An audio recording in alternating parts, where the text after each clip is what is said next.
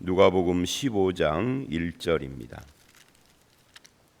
1절부터 10절까지 오늘 본문 말씀은 굉장히 짧죠. 10절이기도 한데 사실은 절수하고 상관없이 분량이 이렇게 좀 짧아요. 왜 그러냐면 한 줄도 다 안 되는 절이 있고 막 그래서 그래요.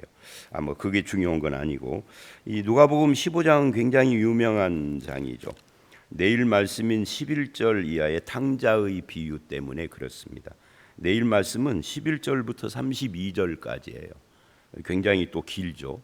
왜 그러냐면 내용상 그렇게 10절까지를 끊을 수밖에 없었을 것입니다. 탕자의 비유 중간쯤 할 수는 없으니까요. 그래서 오늘 본문은 1절, 2절은 이 비유를 하게 된 배경에 대한 이야기고요. 3절서부터 7절까지는 이른 양 비유입니다. 이 이른 양 비유도 굉장히 유명해요. 뭘로 유명하냐면 성화 그림으로 유명하죠. 그리고 8절로 10절 이른 드라크마 비유인데, 사실은 이 두 비유는 내용상 같은 거예요. 그리고 이 두 비유만 내용이 같은 것이 아니라 내일 우리가 보게 될 11절 이하의 탕자의 비유도 이 내용이 앞에 두 비유하고 같은 것입니다. 다만 다르다면 이른 양 비유는 동물 가지고 한 거고, 그 다음에 이른 드라크마는 무생물인 동전, 드라크마가 동전인데 이를 가지고 했고, 탕자의 비유는 인간을 가지고 한 비유, 이 차이만 있습니다. 그리고 탕자의 비유는 내용이 좀 길죠. 인간이니까 인간의 여러 가지 상황, 사정 뭐 이런 것들을 해서, 그래서 내용이 같다. 탕자의 비유를 이해를 하려면 오늘 이 두 비유를 이해를 하면 됩니다. 두 비유하고 핵심이 같은 거니까. 근데 탕자의 비유 내일 말씀은 굉장히 펼친 그림이 길기 때문에 사람들이 오해해요. 초점을 못 맞추고. 그래서 오늘 이 두 비유를 아는 것이 중요하다, 이렇게 말을 할 수 있어요. 먼저 1, 2절 그 15장의 세 가지 비유를 하게 된 배경과 관계되는 그런 내용입니다. 그래서 15장은 전체가 죄인의 아버지이신 하나님을 보여주는 거고, 또 다른 말로 하면 기독교의 본질이 무엇인가 하는 것을 보여주는 하나님 아버지의 마음을 이야기를 하는 그런 내용이라고 할 수 있습니다. 1절을 보면 이렇게 되어 있습니다. 모든 세리와 죄인들이 이 말씀을 들으러 가까이 나오니, 이 말씀을 들으러 가까이 나왔다 하는 것은 14장의 말씀, 어제 말씀인 참 제자가 누구냐 하는 것을 포함해서 그 앞에 있었던 안식일 이야기니 뭐 이런 하나님 나라 잔치에 들어오는 그런 내용들, 이런 이야기들을 누가 들으려고 애를 쓰고 더 관심을 가졌느냐라고 할 때 세리와 죄인들이다. 근데 이 세리와 죄인들을 다른 말로 표현을 하면 어떤 존재냐면 자기 스스로 죄인이라는 것을 아는 사람들이에요. 뭐 이렇게 말할 수 있겠죠. 자기 스스로 죄인인 것을 인정하는 그룹들이죠. 그런 사람들이 예수님의 말씀을 좋아했어요. 예수님의 말씀을 듣고 싶어 했어요. 그런데 바리새인과 서기관들이 그래요. 2절에서는 이들은 누구냐? 이들의 공통분모는 이들은 스스로 자기가 의인이라고 생각하는 사람들이에요. 나는 죄 지은 것이 없다. 여러분, 전도 같은 거 하다 보면 사람들이 그런 반응을 해요. 이제 다른 나라 사람들은 어떻게 반응하는지 모르겠는데 우리나라 사람들은 나는 남에게 못할 일 하지 않고 지금까지 살아왔는데 무슨 예수를 믿어야 한단 말인가, 이렇게. 이게 시대에 따라서 좀 달라진 것 같아요. 90년대까지는 우리나라가 완전 민주화가 된 것이 이제 90년대부터 돼가지고 2000년대 와서는 완전히 민주화가 되고 이제 선진국을 향하여서 막 이렇게 가고 있는 과정이었죠. 좀 경제도 올라가고 IMF도 극복을 하면서 그 전까지는 전도를 하면 사람들이 믿어야지요. 그런데 내가 돈도 없고 살기도 힘들고 시간이 안 되고, 특히 이런 말을 많이 해서 예수 믿으려면은 부지런해야 합디다. 우리 주변에 예수 믿는 사람 보니까 뭐 새벽에도 가고 주일은 하루 종일 교회 가서 예배드리고 뭐 온 식구가 차려 입고 가고, 아이고 나는 바빠서 일을 해야 한다고 이랬어요. 그리고 어쩌다가 10명에 한두 사람 정도만 나는 남에게 못할 일 않고 살았는디 했어요. 근데 2010년 이후의 사람들은 그 비율이 현저히 떨어졌어요. 예수 믿으라고 그러면은 믿어야 하는데 사정이, 이런 사람은 이제 거의 없습니다. 막 욕합니다. 막 뭐라고 합니다.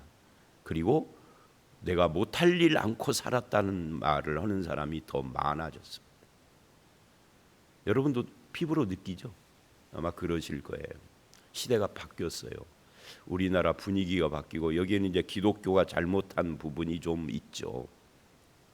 자, 어쨌든 이 바리새인과 서기관들이 우리 한국어로 말하면 그런 사람들이다. 나는 뭐 죄 지은 것이 없다. 왜 나한테 죄인이라고 그러느냐? 나는 의인이야, 옳은 사람이야. 나는 남에게 피해를 안 주고 살았어. 이런 사람들이라고. 근데 바리새인 서기관들은 나는 남에게 못할 일 않고 살았어 정도가 아니라 자기는 의롭다라고 생각을 하는 거예요. 남들은 다 정죄해도 나는 옳은 삶을 살았어요. 하나님 앞에서. 그렇게 생각을 하는 사람들이다. 이게 이제 선민의식 같은 것이죠. 이 선민의식이라는 것이 이게 참 잘못된 것이 뭐냐면 자꾸만 사람을 구분하는 거예요. 너는 이방인이니까 죄인이야. 나는 유대인이니까 죄가 없어. 이런 식으로. 나는 의인이야. 또 같은 유대인 안에서도 직업 따라서, 신분 따라서, 너는 세리잖아. 너는 남들이 다 손가락질하는 죄인. 무슨 죄인인지는 모르지만 성경에 죄인 이렇게 나오니까 아마 이게 남들도 다 아는 어떤 죄인이겠죠. 그러니 너는 죄인이지만 나는 죄인이 아니야. 그래서 누가복음 18장에 가보면은 이제 두 사람이 기도하는 것을 예수님이 비유로 말을 합니다. 하나는 세리고 하나는 바리새인이고. 바리새인의 기도는 다른 사람과 비교하면서 나는 옳다라는 생각 가운데 하나님을 향해서 기도를 하는 거예요. 나는 저 사람과 다릅니다라고. 세리는 가슴을 치면서 나는 죄인입니다 그래요. 근데 하나님의 평가는, 결론이 뭐냐면 나는 죄인이다라고 하는 세리는 옳다라는 말이 의롭다는 거예요. 죄인이 아니다라고 평가하시고 바리새인은 죄인이다 그래요. 그러니까 하나님의 관점과는 다른 거예요. 이 유대인들은 대부분 그런 생각을 했단 말이죠. 근데 유대인의 조상이 누구죠? 아브라함입니다. 우리는 혈통적으로는 아브라함과 아무 상관이 없지만 영적으로는 우리의 믿음의 조상이 아브라함이기도 하죠. 왜? 우리가 갖고 있는 믿음과 아브라함이 갖고 있는 믿음이 같아요. 그 출발점이나 마찬가지예요. 그런데 유대인들은 아브라함의 혈통적 조상입니다. 육체의 후손입니다. 근데 그 조상인 아브라함을 하나님이 처음 이방인이었던 아브라함을 부르실 때, 사실은 아브라함도 이방인이었어요. 갈대아 우르 사람, 지금의 이라크 걸프만 지역에 있는 거기 사람인데 부르셔서 유대인, 즉 이스라엘이 된 거죠. 근데 그 부르실 때 어떻게 부르셨느냐면 네가 복이 되어라. 온 세상 민족들에게 네가 복이 되어라 그랬는데 유대인들, 그 후손인 유대인들은 세상과 자기를 완전히 단절시켜서 우리는 복받은 자들이고 너희는 저주받은 자들, 이렇게 내가 복이 되어줘야 하는데 나만 복받은 자가 된 거예요. 남들은 다 저주받은 죄인들이고 이렇게 됐다는 거죠. 우리도 마찬가지예요. 우리를 구원하셔서 세상 속에서 우리가 구원의 통로가 되고 수단이 되고 복음을 증거하여서 세상 모든 민족에게 가서 아들과 아버지와 아들과 성령의 이름으로 뭐예요? 세례를 주고 제자를 삼아 이렇게 됐는데, 근데 우리는 세상과 우리를 구분해서 너희는 죄인, 우리는 구원받은 사람, 여기에 머물러 있다. 사실은 이거 건너뛰어서 그래서 죄인인 세상에게 복음을 전해야 하는 거잖아요. 말로만이 아니라 삶으로도 그렇고요. 어쨌든 이렇게 스스로 죄인이라는 인정을 하는 그룹과 스스로 의인이라 생각하는 그룹, 이렇게 딱 나눠져서 의인이라 생각하는 바리새인 서기관들은 뭐를 했어요? 수군거렸단 말이죠. 어떻게? 이 사람이, 즉 예수님이 죄인을 영접하고 음식을 같이 먹는다. 이게 비난의 핵심이죠. 사실은 하나님의 아들 예수님이 이 땅에 온 것이 바로 이거거든요. 죄인들을 영접하고 저들을 구원하려고 온 것이죠. 그런데 그것을 자꾸만 비난을 해요. 왜냐하면 우리만 의인이어야 하니까. 그래서 그들의 이런 잘못된 사고 방식에 대해서 교훈을 하고 저들을 돌이키기 위하여서 3절 그들에게 이 비유로 이르시되. 그러면 이 비유, 오늘 두 개의 비유와 내일 탕자의 비유는 누구에게 하신 말씀입니까? 이거는 세리와 죄인들에게도 했지만, 그들도 듣고 있지만 바리새인과 서기관들에게 하신 말씀이라고 할 수가 있습니다. 그래서 탕자의 비유는 첫 번째 촉점은 탕자를 찾으시는, 탕자를 기다리시는 아버지이지만, 두 번째는 집 안에 있었던 탕자가 아닌 형, 그들을 위하여서 하시는 말씀이기도 한 거죠. 그래서 집을 떠난 탕자, 집을 안 떠난 탕자인 거예요. 탕자의 비유에 두 탕자가 있는 거죠. 누가 더 잘못된 탕자냐면, 집을 떠난 탕자는 내일 말씀이기는 해요. 오늘 말씀을 이해하려고 지금 그러는 겁니다. 집을 떠난 탕자, 한번 생각을 해보세요. 여러분 가정에 여러분의 형제들이 여럿 있는데 진짜 어렸을 때부터 못된 짓만 한 형제가 있을 거 아니에요. 아니, 없으면 말고요. 있다고 가정하자고요. 그 사람은 어떤 특징을 가지고 있는지 자기가 못된 짓을 알아. 알면서 못되게 하는 거예요. 근데 어렸을 때부터 모범생이고 전교 1등이고 서울대학을 나온 사람은 자기가 못돼 처먹은지를 알아요, 몰라요? 몰라요. 끝까지 죽을 때까지 몰라. 공부 잘했지, 그죠? 내가 사회적으로도 큰 명성과 지위를 가지고 돈도 잘 벌지. 저 못돼 먹은 놈은 아버지한테 용돈 10만 원 줄 때 나는 100만 원씩 줬잖아요. 그러니까 자기가 못된 걸 절대 몰라. 그 이야기예요. 그래서 집안의 탕자가 더 문제예요. 그래서 이 비유의 핵심은 이 바리새인 서기관들에게 하는 말입니다. 자, 그러면 이제 내용 본론을 들어가 보십시다. 첫 번째 비유 4절서부터 7절이에요.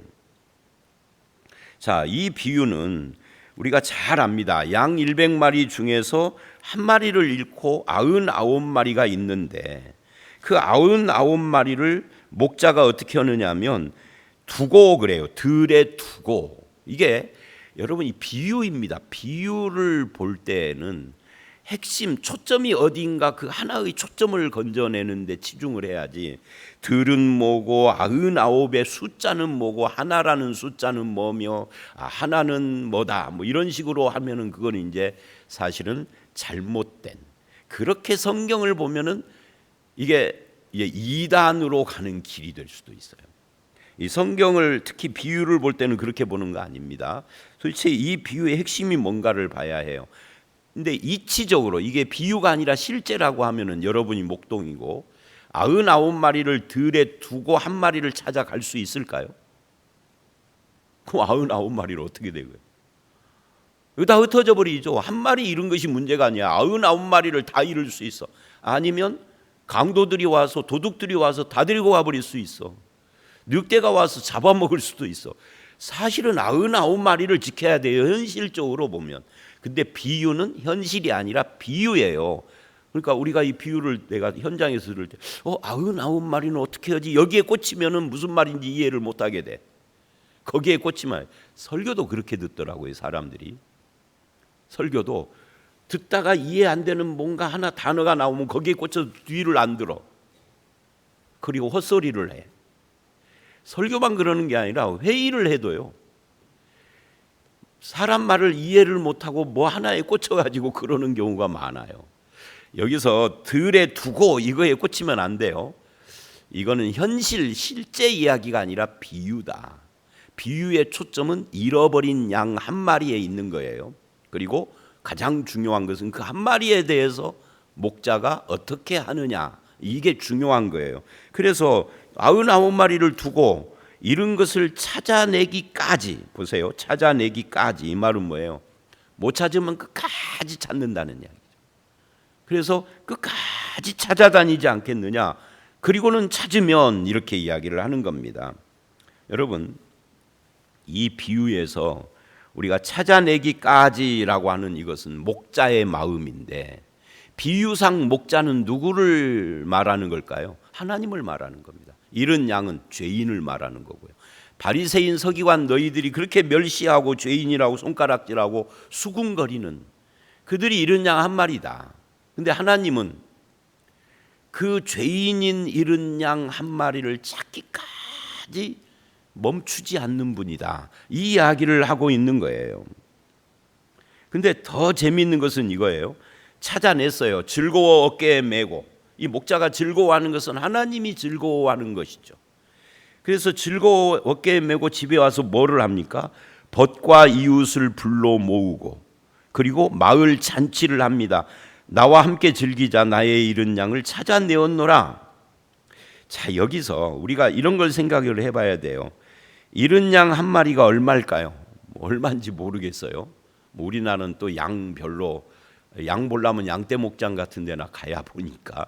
근데 그냥 우리가 이렇게 생각을 하자고, 그냥 대충 잃은 양 한 마리가 20만 원이라고 합시다. 아니 뭐 50만 원이라 해도 상관없고, 아마 50만 원은 아닐 거예요. 제가 한 15년 전인가 중국 천산이라는 곳에 그 위구르족 있는데 그 선교지를 간 적이 있는데, 그 천산에 카작 족이 살고 있대요. 카자흐스탄족. 거기에 가보자고 그러더라고요, 선교사들이. 그래서 갔어요. 갔더니 양 한 마리를 잡는데 그때 돈으로 5만 원. 5만 원을 주면은 양 한 마리를 통째로 잡아가지고 요리까지 싸게 해줘. 15년 전에도 5만 원이 우리에게 그렇게 큰 돈은 아니었어요. 지금은 얼마인지 모르겠어요. 뭐 20만 원이라고 하자고요. 20만 원. 자, 20만 원 정도 하는 양 한 마리를 찾았습니다. 마을 잔치는 얼마 들어갈까요? 이거 말하려고. 마을 잔치는 얼마 들어갈까요? 20만 원으로 가능할까요? 말도 안 되는 이야기죠. 200만 원 들어갈지도 모르죠. 적어도 뭐 우리가 대충 생각할 때 100만 원은 넘어 들어갈 거예요. 자, 그러면 마을 잔치 하느라고 100만 원을 썼다 치십시다. 20만 원짜리 잃은 양 한 마리를 찾았다고 해서 이게 계산이 되나요? 계산이 안 되는 거예요. 그러면 왜 이런 말도 안 되는 비유를 하느냐? 잃은 양 한 마리를 찾은 기쁨이 산수 계산을 뛰어넘는 거죠. 수학 계산을 해보면 말이 안 되는 거예요. 마을 잔치를 할 수 있는 것이 아닌데, 하나님은 그런 거 안 따지고 잃은 양 하나 찾은 것이 기쁨이 그렇게 크다는 이야기예요. 돈으로 계산할 수가 없다는 이야기죠. 그래서 7절에 결론을 내리는 겁니다. 내가 너희에게 이르노니 이와 같이 죄인 한 사람이 회개하면, 이 잃은 양 비유는 죄인 한 사람이 회개하는 것을 말하는 거다. 그러면 회개할 것 없는 의인 99 들에다 놔둔 그들이 바로 바리새인 서기관 너희들이야. 근데 하나님은 너희들보다, 너희가 죄인이라고 하는 그 한 사람이 하나님께로 돌아오고 회개하면 그 돌아온 양으로 말미암아 기뻐하는데, 그 기쁨이 20만 원짜리 찾았다고 100만 원짜리 잔치하는 것 같은 그런 기쁨이다. 자, 그러면 우리가 이 회개라고 하는 것을 이렇게 한번 생각해 볼 수가 있어요. 회개할 것이 없다라고 생각하는 사람과 회개할 것이 있다라고 생각하는 사람으로 나누어진다. 바리새인 서기관은 회개할 것이 없다고 생각을 했어요. 그러나 죄인과 세리는 스스로 회개할 것이 있다라고 생각하는 사람이에요. 그래서 회개를 하는 거죠. 회개할 것이 없다고 생각하는 사람은 회개를 않는 거예요.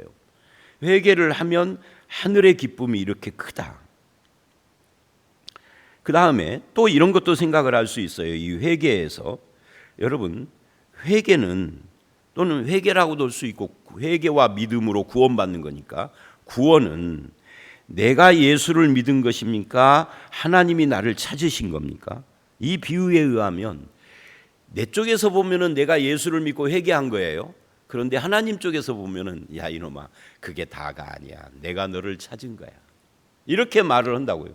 그러면 내가 예수를 믿고 회개한 것과 하나님이 나를 찾은 것과 어떤 쪽이 더 비중이 큰 걸까요? 이쪽이에요. 하나님이 나를 찾은 것이.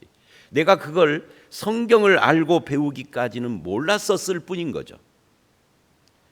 내가 큰 결심을 하고 교회를 오고 예수를 믿기로 그렇게 작정을 한 것만 크게 보인 거죠. 근데 성경을 읽어보니까 그게 아니고 내가 이 결심을 하기까지 하나님이 나를 놓지 않고 나를 찾기까지 찾아다녔고, 그리고 내가 오니까 그렇게 기뻐했고, 내가 그걸 몰랐었구나. 이게 신앙인이죠. 바로 우리다 그 말이죠. 그래서 구원받은 자들은요, 어떤 사람이냐면 내가 돌아선 자가 아니라 하나님께서 나를 찾아주신 자다. 그 찾아주심의 은혜, 이걸 지금 이야기를 하는 겁니다. 탕자의 비유도 마찬가지예요. 탕자가 돌아왔는데, 내일 할 말이지만 돌아왔는데 성경은 뭐라고 그러냐면 아버지가 계속 탕자가 오기를 바라보고 기다리고 늘 동구 밖을 쳐다보고 있었다. 그럼 네가 돌아왔냐? 아버지의 사랑이 너를 돌이켰느냐 하는 이야기를 지금 하는 거예요. 이건 두 번째 비유도 마찬가지입니다. 자, 그런데 두 번째 비유를 가기 전에 이런 생각을 해봐야 돼요. 잃어버린 양, 이거를 7절에서는 뭐라고 그래요? 이와 같이 죄인 한 사람이, 잃은 양과 죄인 한 사람이 같은 거예요. 그러면 잃은 양은 죄인을 이야기하는데 잃은 양이 골짜기에 떨어졌어요. 우리가 이게 성화 그림이 그거잖아요. 골짜기에 떨어진 하얀 양이 있고 저 꼭대기에서 손이 안 닿으니까 그 지팡이 같은 걸로 양의 목에다 이렇게 걸려고 이렇게 내미는 그 그림이 바로 이걸 배경으로 온 거잖아요.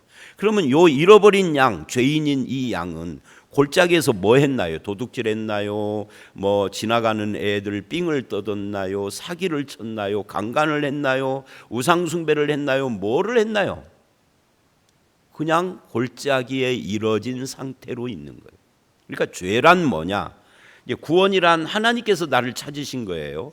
그럼 죄는 뭐냐 할 때 잃어버려진 상태 그대로 있는 걸 죄인이라고 하는 거예요. 죄는 윤리적이고 도덕적인 나쁜 짓을 해서만 죄인이 아니에요. 나쁜 짓을 한 죄인은 두 종류로 나눕니다. 나쁜 짓을 한 죄인, 이게 죄인이에요. 그러면 나쁜 짓을 안 한 사람들은 죄인이 아닐까요? 성경은 그렇게 말하지 않아요. 세상은 그렇게 말을 해도 이게 나쁜 짓을 안 했기 때문에 나는 죄인이 아니다, 이게 바리새인 서기관들이에요. 근데 성경은 뭐라고 그러냐면 아무 짓도 안 한 잃어버린 양, 아무 짓도 안 했는데 그냥 잃어버려진 상태가 죄인이다. 즉 나쁜 짓을 하지 않았으니까 선한이죠. 선한 죄인인 거예요. 나쁜 죄인, 선한 죄인, 둘 다 죄인이야 하나님 앞에. 그럼 죄는 핵심이 뭐냐? 하나님을 떠난 것이 죄예요. 그래서 마음에 하나님 두기를 싫어하는 것이 죄다라고 로마서 1장 28절은 그렇게 말을 하는 겁니다. 그리고 이제 두 번째 비유를 보면 이게 더 심각해요. 잃어버린 드라크마는 동전입니다. 동전을 잃어버렸는데 장롱 밑에 들어가 있는 걸 모르고 못 찾았어. 이사할 때 보니까 거기 있어. 그러면 이놈은 장롱 밑에 들어가 있던 이 동전은 10년 전에 글이 들어갔는데 거기서 뭐 했나요? 도둑질했나요? 살인했나요? 뭘 했나요? 거짓말을 했나요? 이게 불가능한 것이 동전은 무생물이야. 잃은 양은 그래도 생명체이기는 했죠. 근데 얘는 무생물이에요. 생명이 아니에요. 동전이요. 거기서 뭐를 해요? 그냥 그 장롱 밑에 있었을 뿐이에요. 근데 있었는데 이게 죄라는 거죠. 그러니까 죄는 무슨 짓을 해서 죄가 아니라 장롱 밑에 아무 짓도 않고 그 장롱 밑에 있는데 그게 죄라는 거예요. 왜? 주인의 손을 벗어난 것, 즉 하나님을 떠나 있는 것을 죄라고 하는 겁니다. 나머지는 똑같아요. 열 드라크마가 있는데 하나를 잃으면 등불을 켜고 집을 쓸며 찾아내기까지 부지런히 찾지 않겠느냐. 찾아내기까지, 끝까지 찾는다는 이야기죠. 아까 잃은 양하고 똑같아요. 찾았어요. 자, 잃은 드라크마 하나가 얼마나 되겠어요? 오늘날의 가치로. 이 드라크마, 오늘날 우리나라 동전은 이제 거의 쓰지를 않잖아요. 자, 우리나라 동전 중에 최고 동전이 얼마짜리죠? 500원짜리예요.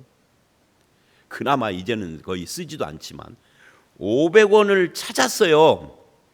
찾았는데 그 다음에 뭐라 그러냐면 잃은 드라크마를 찾아낸즉 9절 벗과 이웃잔치를 하는 거예요. 얼마 든다고요? 100만 원. 아니, 양은 20만 원이라도 했지. 얘는 500원이 500원을 찾았다고 100만 원 이웃잔치, 마을잔치를 한다. 이게 말이 안 되는 이야기예요. 그러면 왜 말이 안 되는 줄 예수님이 아는데도 이런 말을 할까? 이렇게 말하는 이유는 죄인이 돌아오고 회개하고 구원받은 것에 대한 기쁨이 이렇게 크다는 거죠. 500원을 찾은 기쁨이 100만 원 쓰는 것보다 더 기쁘다. 즉 하늘의 기쁨. 죄인 한 사람이 회개하는 이것을 바라보는 하나님의 기쁨이 이렇게 큰 거다라는 것을 말하려고 하는 거예요. 그러면 이 드라크마는 지 발로 돌아왔나요? 주인이 찾았나요? 드라크마가 생명체가 아닌데 잃은 양은 그래도 발이라도 달려있지. 얘는 발도 없고 생명체도 없는데 어떻게 돌아와요? 주인이 쓸며 닦으며 찾은 거지. 찾기까지 끝까지 찾은 거죠. 그래서 결국은 이 두 비유는 잃어버린 것을 찾은 하늘의 기쁨을 말하는 거예요. 그 잃어버린 것이 뭘 말한다고요? 세리와 죄인들을 말한다고요. 이 세리와 죄인의 공통점이 뭐라고요? 스스로 죄인인 줄 아는 사람들이다. 교회를 오래 다닌 사람들은 자기가 죄인이라는 걸 몰라요. 근데 자기가 죄인이라는 걸 모른다는 것까지는 뭐 그래도 그렇다고 쳐요. 이제 오래돼서 그러는구나 하고. 그런데 자기가 죄인인 줄 모르니까 자꾸만 남을 정죄하죠. 자, 그런데 그 죄인이 회개하고 하나님께서 그를 구원하시고 하나님이 구원을 해줬는데 그가 돌아온 걸 보고 그렇게 기뻐하는 거예요. 500원보다 더 비싼 100만 원을 써서 잔치하는 사람처럼. 이게 하나님의 기쁨이다. 그래서 하나님이 찾으신 자, 이게 회개한 자, 구원받은 자예요. 저와 여러분이 바로 그런 사람입니다. 이것을 나중에 서신서에서는 이렇게 말을 하는 거죠. 네가 하나님 사랑한 것이 아니라 하나님이 너를 먼저 사랑한 거다. 어디서 그래요? 이 유명한 말씀 요한일서 4장에서는 말입니다. 요한일서 4장이 사랑장이거든요. 이 사랑은 하나님이 먼저 한 거다 그 말이에요. 언제 나를 사랑했느냐? 이것에 대한 대답은 로마서 5장이죠. 제가 이거 진짜 많이 말하는 거죠. 우리가 아직 연약할 때, 죄인이었을 때, 하나님과 원수되었을 때 나를 사랑하사 자기 아들을 십자가에 못 박으신 하나님의 사랑. 이 이야기를 하지 않습니까? 이거를 다 합하면 한마디로 로마서 5장 1절로 3절 우리가 받은 은혜라고요. 그게 은혜인데 그래서 우리는 신앙생활을 어떻게 하느냐면 은혜 안에 서 있으라 해요. 로마서 5장 1절을 읽어보세요. 1절로 3절을.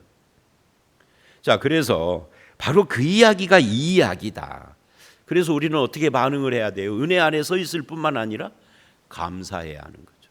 불평하는 자가 아니라 감사하는 자, 은혜 아래 서 있는 자, 나를 찾아주신 하나님의 은혜입니다.